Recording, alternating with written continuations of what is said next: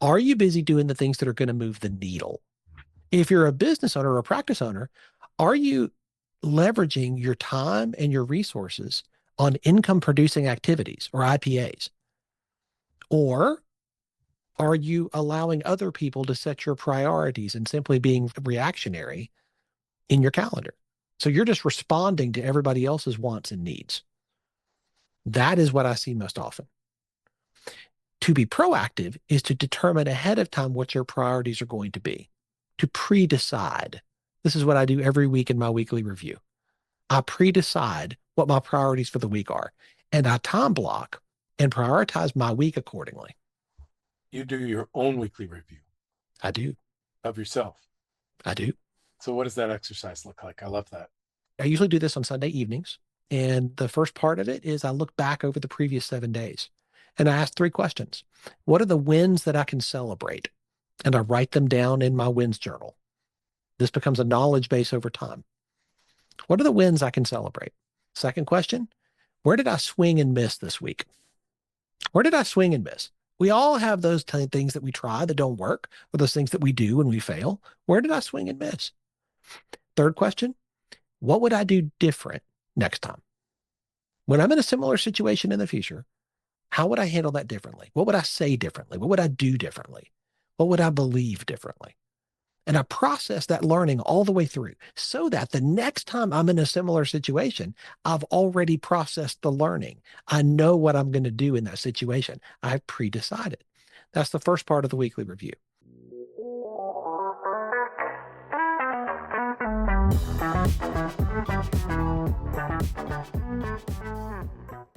Well, good morning, good afternoon, good evening. Whatever time this podcast finds you, welcome to the 10 Golden Rules of Internet Marketing for Law Firms podcast. Great, awesome, incredible to have you with us today. We've got a great guest. We'll get to Dr. Attaway in just 2 seconds. I wanted to share a request that I find in one of my top 10, top 20 podcasts. Used to be called MFCEO. It's now called Real AF. And Andy Frisella says, there's no ads on this podcast. I do this. It takes a lot of time. I do it completely for free, but there is a charge. There is a toll. And that toll is if you like the content, please share it with someone who you think could get value out of it. I'm an iTunes guy for audio, a YouTube guy, but there's a share button on both your iTunes and your YouTube. So think of someone, if you get through this content and you love it, and you will, because we're going to cover 10 amazing golden rules today, then please share it with someone who you think could benefit from the content. So with that, I want to welcome Dr. William Attaway from Catalytic Leadership to the 10 Golden Rules podcast. Dr. Attaway, welcome aboard. Jay, it's such an honor to be here. Thanks for having me. We recently hung out at a conference, actually, at my mastermind that I attend, called the Seven Figure Agency in the Titans. And Dr. Attaway's been a speaker. And is it okay if I call you William? 100%. Please do. I got so formal there for a minute. And we sat together 2 days in a row at lunch. We got to talking about a lot of incredible things that he does for clients, because he's really a business consultant and a leadership coach. And I'm probably doing it a disservice, but he answered some questions for me and other people at the table. And I said, could we do this especially about lawyers? And he said, well, we can, except lawyers are really business leaders. So we're going to generalize it. So we brainstormed a little bit and we came up with the 10 golden rules of leadership, or the 10 golden rules of catalytic leadership. So this is like a hybrid podcast today of Dr. Attaway's best coaching and maybe a few ideas that I've learned as we coach clients all day, every day. Before we get into the rules, let's take a minute. Tell us about your journey. Tell us how you became a coach to very successful businesses. Jay, it starts for me way back. I've been coaching leaders and teams for almost 30 years now. And that came out of my journey. I started in corporate, worked there, began to realize that people were not really trained and equipped to lead teams well. They were fantastic at whatever their job was, providing whatever product or service that they did. But building teams and learning how to lead well, that's a different skill set. And so as I was learning myself, leading teams and trying to help them, moving from corporate into the nonprofit world, and then ultimately starting my own practice, what I discovered over time was that this is something that everybody can learn. They just need to make an intentional choice to do so. And so I've devoted my life to helping my clients win. When they win, I win. And what I want to do is see as many of them win as possible. I love it. That's great. Did you have any choices, fork in the road? Mhm. And this is often a great question for young business people because a lot of times we make a choice and it works out really well or it doesn't work out really well. But that's a Yeah. lesson we can pass on generationally. So, did you make any significant choices in your career or how did you choose this current path? What a fantastic question. I think I would answer that with this. Yes, I think we have forks in the road far more often than not. But there are those catalytic moments, I call them. Those moments when this choice, this decision, this is going to affect the trajectory of your life. This is going to affect the quality and the direction of your life. Yes, I've absolutely had those. One of those was when I started coaching outside of the organizations that I worked for. Coaching was just a part of who I am. As a student of leadership now for 40 plus years, I began first with myself, and then I began to share that. And it was always a part of the organizations I was a part of, the businesses that I worked for. But when I took a step outside of that and said, what if I started to do this for people outside of those contexts? That was a catalytic moment for me because that was the moment I began to say, hey, I can add value to people even beyond what I'm doing all day, every day. That was a big one. So, I remember I had to make a major decision in my life. And I actually went and spoke to one of my friend's mothers who was particularly Hmm. insightful. I talked to my mom, my dad. My mom gave me a great tip, write down the pros and cons on either side of Mhm. it. But I literally met with my friend's mom and I was driving home and I knew I had to tell my parents the decision. It was whether to go away to college or stay home. And the message I got from the gods was from John Cougar Mellencamp, Jack and Diane. And I heard the song, and there's a line in the song. It said, hold on to 16 as long as you can. Change is coming along real fast to make us women and men. Yes. So I decided to stay home for college. And I just figured out why, because it actually meant that I could have 4 more years close to my dad. And then I eventually moved to Toronto and moved to the United States. So I got to spend some quality time. So I maybe love that. that wasn't the best.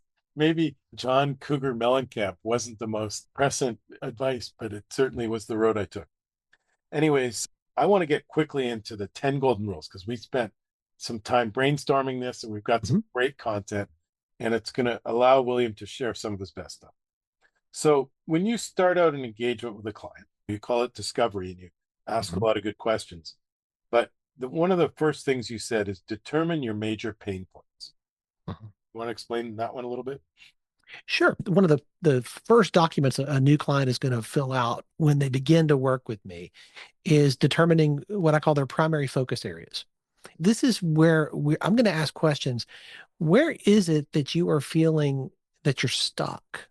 Where is it that you feel like, hey, I know there's more in me. I know I can accomplish more. My business can achieve a different level. My practice can grow to this size, but I'm just not getting there. I feel like I'm spinning my wheels. What are the areas as we begin to dial this in that we need to focus on? That's what I'm going to dial in. Once we determine those pain points, those areas, then we can address them. But most often, identifying those problems, identifying those points, that takes some time because most people can't do it off the top of their head. That's great. And I'm sure you're familiar with EOS, the Entrepreneurial Operating System. And 100%. we're running on EOS now for, I guess, 2 years of self implementation, 1.5 years with our great implementer. And you all who listen to the podcast regularly have met Gerardo on a previous webinar and podcast. One of the cool things about EOS is we identify what we call our issues, or they're Hmm. called rocks in EOS. And we Yes. have our list of issues and our big quarterly rocks that we're going to solve as a company and then as a department and as an individual. So I guess that would be my feedback on how we identify our pain points. Next up is I think you said you do a lot of evaluation and you do DISC and working genius. Mhm. What is the intention with those exercises, those evaluations? When we start as leaders, Jay, and we start our leadership journey, we first start to supervise or hire and manage other people. What we do is we typically will copy leaders that we have worked for, or we'll copy leaders that we've admired from afar. And that's normal. That's great.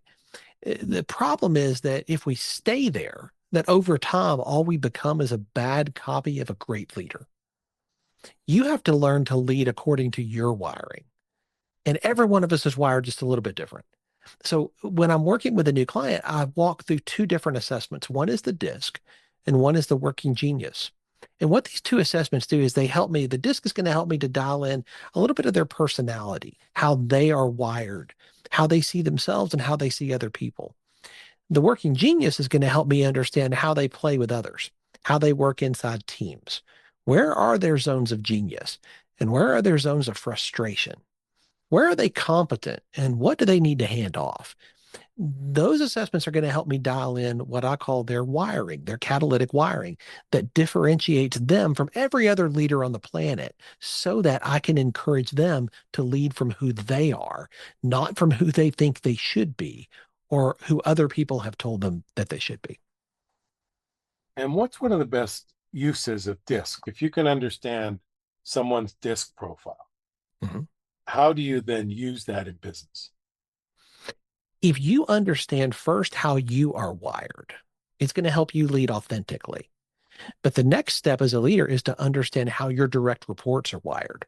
If you understand how they're wired, all of a sudden now you can lead them according to who they are, not who you think they should be or who you are. So often we lead other people as though they're just like us. Well, guess what? They're not. So learning their disc is going to help you to lead them according to who they are and how they are wired. It's going to help you lead way more effectively. It's going to help you to lead them to a much higher performance level than if you're trying to lead them in a cookie cutter methodology. So, of course, that was a leading question because I told you I have a little trick, a little toy, a little tool. It's not a toy at all, actually. It's a product called CrystalKnows, and it's an AI that is going to tell me your disc profile. So, I got to share my screen, looking at it like everybody else is. And for those of you on video, on audio only, I'll try and be very descriptive. So now I'm looking at William C. Attaway, who is linkedin.com/in/William Attaway. And this is your LinkedIn profile. Mhm. And It is. over here, you see this little star. It says view personality. So I'm going to engage that. And this is an AI, an artificial intelligence tool called CrystalKnows. And I think you can get like 20 free crystals. And then I pay for the tool because it's pretty powerful. Now, this is going to be the fun part because Dr. Attaway told me that he's a pure C, which is a conscientious, it's the wise owl in DISC. But this tool thinks he's an IS. Now, interestingly, he told me that as a coach, he's an IS, which would be interactive and supportive, a little bit more personality. And the supportive is like the dove, the customer service professional. But what I love about this tool, and that's why I joked before that I asked a leading question. This tool is telling me how to interact with you. So it says communicate with a warm, friendly tone and include others in the conversation. Speak with expressive, colorful language. Keep the energy light with jokes. Don't prioritize cost over short term emotions. Don't focus on details at the start. Start with a strong connection. And so I'm a pure D, which is dominant, Mhm. which is typically the leaders. There's a great book called Taking Flight where they Mhm. describe each of the personality types as birds. Have you seen that before? Yeah, I have. Yeah. So I'm like the eagle soaring above. William says he's the conscientious, the wise owl in most of the studies, but when he's working with folks, he's more influential and steady. And then this tool gives us, CrystalKnows, gives us the ability to tell me how to work together. Let's say I'm prospecting you as a target. I should bounce between topics in a conversation, try and reduce the structure and bureaucracy, feel comfortable speaking to a new person, make it funny, use an emoticon and writing styles, how to drive William to take action, engage them in conversation, create time to freely discuss ideas, schedule meetings over food and drinks. Well, funny enough, we had Oh, two. there you go. Right. So what do you think of this tool? I think that's phenomenal. I've never seen this before. I love it. CrystalKnows, CrystalKnows. And if you're listening on audio and you want to see it in action, just hop on the 10 Golden Rules YouTube channel. Love that. And that's fascinating. It's its own hour. And I think we actually had CrystalKnows on one of our webinars. So you can learn more about those guys. But without further ado, we're going to move on to number 3 of the 10 Golden Rules of Catalytic Leadership Hybrid, building a high performance team. And you said that starts with Hiring. hiring. How you hire is going to determine so much when it comes to your team. We set expectations during hiring, and most often frustration, disappointment, and discouragement come from missed expectations. What I want to do when I'm hiring is be very clear about the expectations that I have of this person and of the role.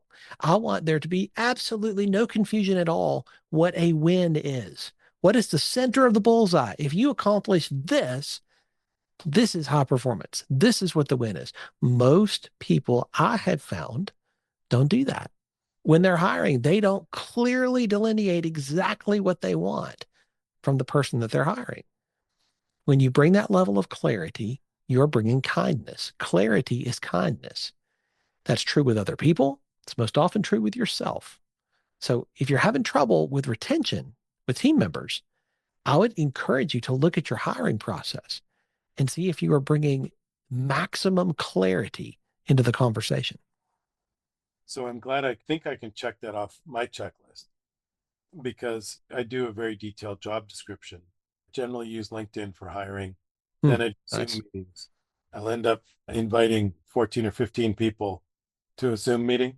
And believe it or not, 2 or 3 self-select them out because I'm very clear. Like, this is an Wow. on-camera meeting. So if you show up late and you're not on camera and you got some excuses, you're pretty much done unless it was the best resume I saw. And Nice. I lay out the agenda and I say, first, I'm going to tell you about me. And Yeah. I want you to have the opportunity to speak relative to my background, the company, the role, and why we have an opening. Mm. I give them that perspective. And then since we've been on EOS, part of my job is the company's visionary, and that's EOS term and a Yeah. job title, but I am also the visionary for our company. I tell them very clearly, and I even have slides, and I demonstrate our mission and our core values. Mm-hmm. And I'm pretty upfront. One of our core values is expect excellence. And are there other coworkers or A players, and they don't really stand for people who don't do what they say they're going to do, meet their deadlines. Like, we're a pretty A player kind of environment. I So, love that. and I'm very upfront. I'm like, look, if this doesn't fit you and you don't want to hang out with other people, we're going to hold you accountable. I want you to say so now, and we can stop this process. So, does that sound like a good exercise for folks to follow in setting expectations? 100%. No matter what business you run, whether it's a business like yours, Jay, whether it's a legal practice, you are responsible as the senior leader for the culture you create with your team. You are responsible to create it and to protect it. And with every hire, you are either protecting the culture you've created intentionally or you're undermining it. So true. And even more important with smaller teams. I remember when we were 7 Yes, people and one person left, that was like 15% of the workforce and that's right. 15% of the turmoil. Now that we're in the 24, 25, it's not as big an impact, but culture is critical, especially on the leadership team. And then the final thing we do in hiring, we use predictive index. And really valuable Yes. because it is predictive of, is the person going to be super friendly? Are they going to be very detail oriented? How much energy are they going to bring to their day-to-day tasks? And Yes. I find it's very consistent, especially because we have 10 years of back data. And when we can look at a match Ooh, previous employees who've succeeded in the role, I it's love awesome. that. All right, next one up. Get out of your own way. Most often, business owners get in their own way. What that I mean, they are at the center of the spider web. Every decision has to come to their desk. They have to wait on everything. Their team members are constantly coming to them asking questions. What do you think about this? How about this? What should I do here? You're at the center of the spider web. And what that means is that you are going to be the lid on the growth of your team and your organization, your business.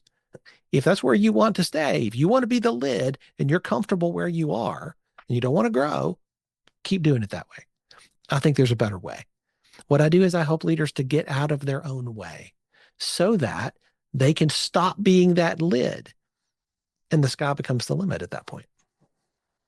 It's a great point. And I literally just got off a call with a very frustrated marketing manager who's very frustrated with the senior attorney Mm, because he wants to be involved in every decision, wants to right. approve every video, every piece of copy. And guess what? He's too busy to do it. And he's too busy to show up Yes. at the meetings with his agency. So she's super frustrated because nothing's moving forward. He's frustrated with the results, but I hate to break it to you. If you're doing SEO and you don't add copy and videos to your website, you're not actually doing SEO. He's got to get out of his own way, and we're going to tag team him to get that done.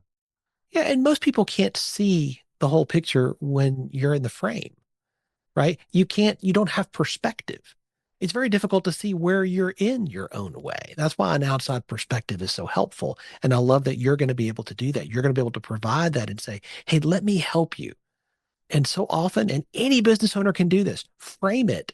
It's not me against you. It's me and you against the problem. We'll try that Any of your listeners can do that. with this particular individual. Another great exercise from EOS is called delegate and elevate. Essentially, what Yes. you do is on a piece of paper, you draw a line down the middle and line across the top to bottom. And in the top right quadrant, you write the things that you love doing that you're really good at. And in the bottom quadrant is going to be the Yeah. things that you're not very good at and you hate doing. And that's the quadrant you start immediately with. Mhm. And for me, it's basic daily accounting tasks. Hate doing it, not very good at it, not going to do it. So, That's right. I immediately pass those along. And oh, guess what? You generally can find someone else who loves doing it. They Yeah. love the rigor and the control of financial numbers. And our finances are way better now. We're invoicing on time. We're getting paid on time. It's like, wow, Awesome. wow. Why didn't I delegate and elevate this years ago? But the next point I think is really closely tied to this. And you said delegate authority, not just responsibility. Yeah. And I love that example of the delegate and elevate because we look at this so often and you're going to fill those boxes with tasks, right? Like the accounting. Well, I want to take Yeah. care of the accounting. Somebody else to do this, the bookkeeping, right? Those are tasks and that's important. And that's where delegation begins. But if you really want to remove yourself from the center of the spider web, what you have to do is learn how to delegate authority. So delegate authority, not just responsibility. I love it. I'm going to do a quick recap. Yeah. Determine your major pain points. We talked about identifying the root problems. Number two is the assessments, and you like Mhm. DISC and Working Genius, and I Mhm. showed everyone CrystalKnows, where you can actually get at least a snapshot into someone you're doing business with or your employees' DISCs. And by the way, it's about 90% accurate. It's not always 100% perfect, but it's pretty darn good. Building a high performance team starts with hiring, and you gave some great tips there. Get out of your own way. And so we both talked about folks who want to be involved in every decision and how you cannot get enough accomplished when you do that. And the delegate and elevate exercise. And then delegating authority, not just responsibility. So next up is your practice will never grow beyond your leadership. The reality is, I find business owners and practice owners want their business to reach a certain level. They have an idea of where they want that to grow to. If you are not developing and being intentional about your own growth as a leader and as a business owner, you will never achieve the level of growth that you're after in your business because you again become the lid. You become the cap on the growth. You have to intentionally decide, I'm going to grow as a leader so that there is room for the business to grow under my leadership. If you're not raising your level, the business will not exceed you. There are times when you will think it can because you'll get a burst and all of a sudden there'll be this burst of growth and activity and you think, oh, it's amazing. But it always recedes because your leadership forces it back down. You're not able to lead at that level because you've not grown to that level. So how do you grow as a leader? I mean, obviously You're going to say business coaching and getting a great business coach. And by the way, I'm going to agree because my business coach is Josh Nelson 100%. and among others. And I have a tennis coach and I have a trainer in the gym. And great coaches can help you get to that next level. But what other strategies for becoming a great leader? It has to do with the intentional rhythms and habits of your life. Are you constantly ingesting or taking in what you want to become? I'm a reader. It's obvious from the background behind me. Yes, those are real books. Uh, this this is part of who I am. I'm Yeah, constantly for those of you on learning and audio, growing. Dr. Attaway, we'll call him when he's probably got about 400 books right behind him, and they look red. Like you can tell these have been many times page turned and notes written in the columns and whatnot. That's part of my rhythm. It has been for a very long time, for decades now. What I take in through books, through podcasts, through conferences that I attend, masterminds that I'm a part of, I'm constantly learning and growing. Another part of it is, like you mentioned, the coaches. I've had coaches for decades. I continue to have coaches because I can't see my own business with the clarity that I need. I help others, but I can't see my own because I'm in that frame. I need other people to help me see what I can't see, discover my blind spots and how to overcome them. These are part of the rhythms that I build in. They don't just happen. I'm not just going to magically wake up one day and say, oh, wow, I'm an amazing, fantastic leader. I don't know how that happened, but here I am. Nobody does that. You have to intentionally decide I'm going to grow and then put a plan in place to make it happen. How do you read? What time of day do you follow? A protocol, a cadence, a commitment? I do. I read in the mornings. I've got usually at least one book that I'm working through in the mornings. I read in the evenings before I go to bed. It's a different kind of book. Usually it's a fiction novel that I have going at bedtime just to kind of unwind my brain a little bit, something completely different. And I've always got a book with me. So if I'm somewhere and I'm waiting, which happens, I've got a book. And that's typically one that I keep in my bag so that wherever I am, it's with me. There's never a time I don't have a book.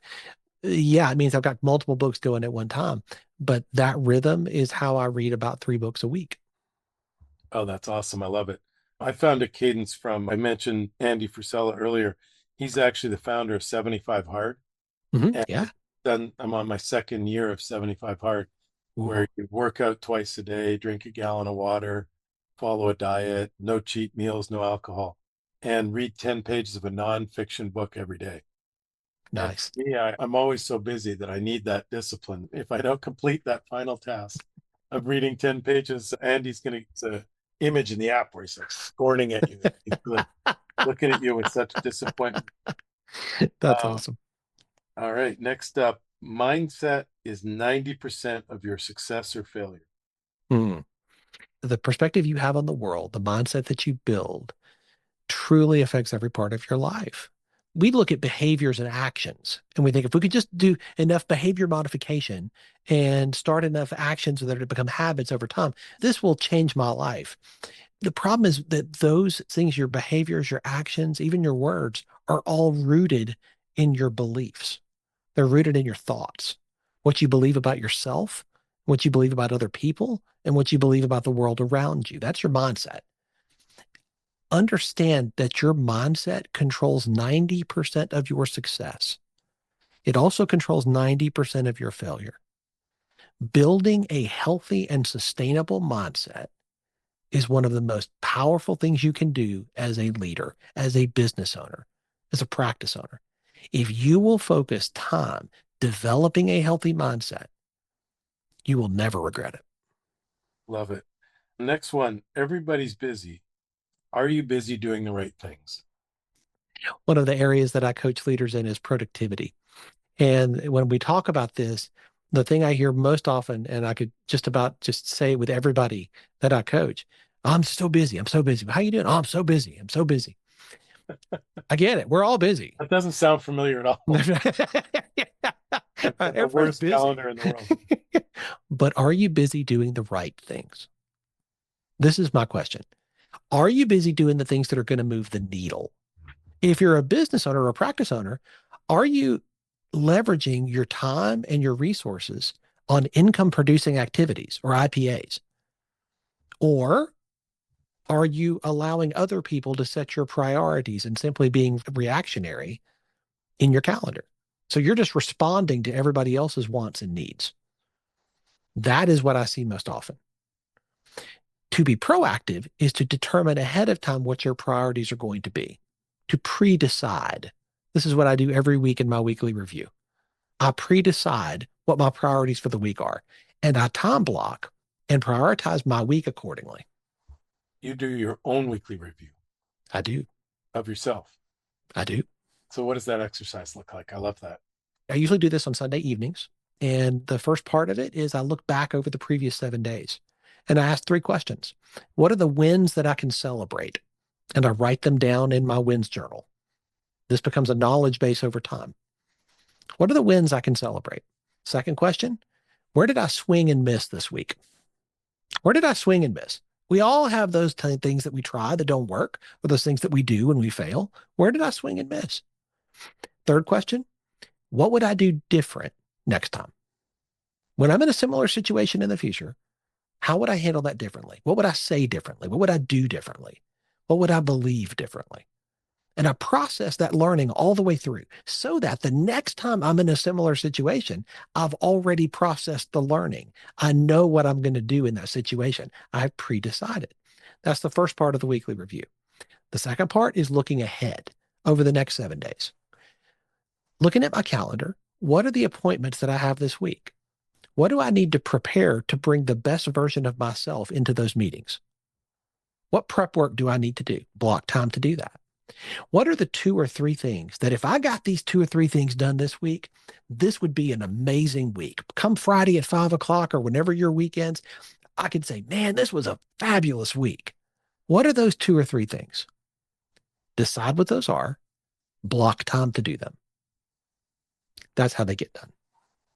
That's Brian Tracy's Eat the Frog, right? If you, especially if you do it early, it's like a little tadpole. And if you delay on getting your taxes to your accountant, it becomes a big hairy toad. Doesn't taste any better. That's right. It tastes a lot worse.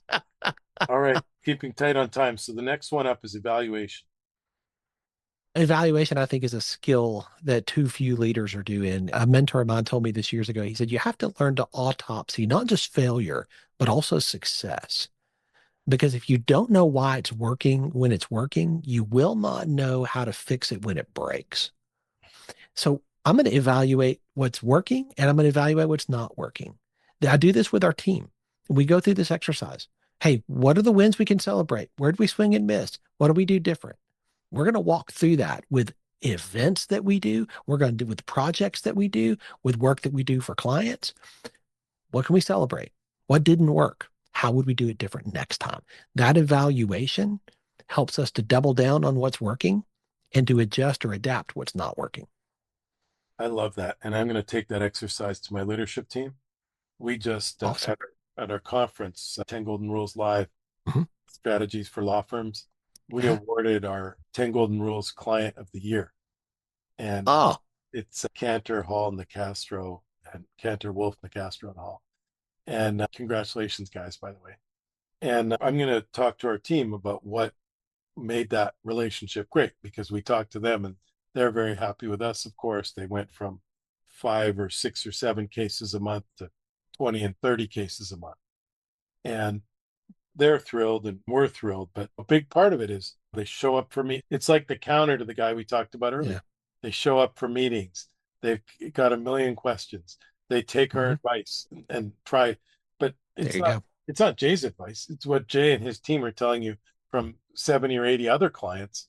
Here's what's working for them. Why don't you guys try Yes, it? And then come back. exactly. We'll do something else if that doesn't work. But success leaves clues, Tony Robbins, right? That's right. So last one, and you called this the magic question.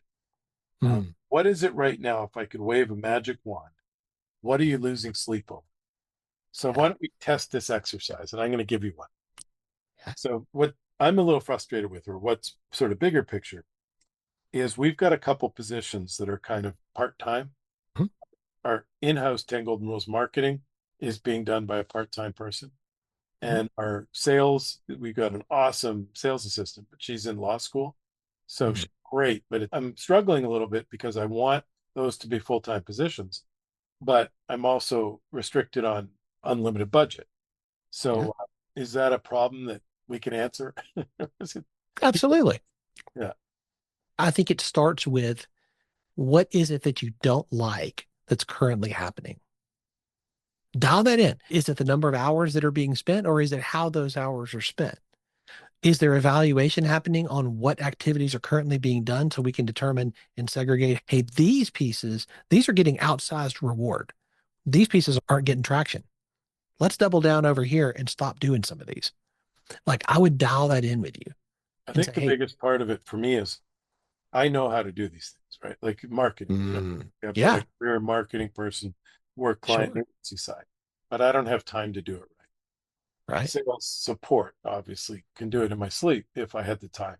The challenge is the half-time people don't have full time available to do it right either. Mhm.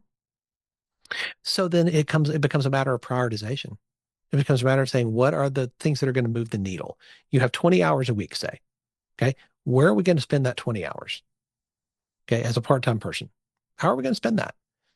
You have to take the lead role at the beginning of that as the owner.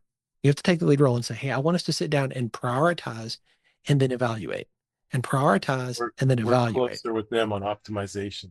Yeah, exactly. Now you're starting to see what's working. Well, That's this going was to help great. you We're feel we're better. right at time, but I Yeah, mean, I know people are going to take a ton from this, but I do have to ask the final two questions. please. What's a great referral for you? If we want to send some business your way, who do you want to meet? I love to work with business owners who want to grow, who have a teachable spirit, and who say, I know there's more in me than what I'm currently experiencing. I'm feeling a little stuck. Those are the people I love to work with. So when you meet the stuck folks, the next question, where can we find you? You can find more about me and what I do at catalyticleadership.net. That'll give you information about the podcast that I host, the books that I've written, the coaching that I do. Everything Catalytic is found there. And Dr. William Attaway, you'll come right up on LinkedIn. This was awesome. Thank you so much. And for everyone, if you're enjoying it, give us a 5-star review and reach out to Dr. Attaway. And Dr. Attaway, thank you so much for your time today. I had a lot of fun. Jay, thank you. Such an honor, man.